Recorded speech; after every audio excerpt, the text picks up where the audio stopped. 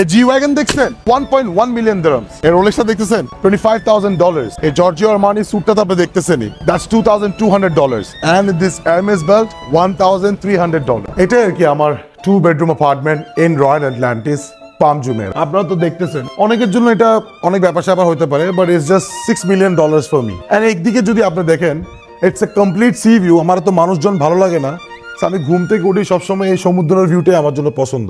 এই বেডরুম আমার কোনো কাজের না, বেসিক্যালি আমার ফ্রেন্ডসরা আসলে ওরা থাকে, এনজয় করে, পার্টি করি আর কি আমরা। অনেকের জন্য অনেক বড় হতে পারে ওয়াশরুমটা, বাট আমার জন্য স্টিল খুবই ছোট। মার্বেলটা দেখছেন, ইটলি থেকে আনানো, অনেক বড় একটা ব্র্যান্ডের। ও নিজে আমার জন্য দুবাইতে ফ্লাই করছে, এসে আমাকে এটা লাগাই দিয়ে গেল।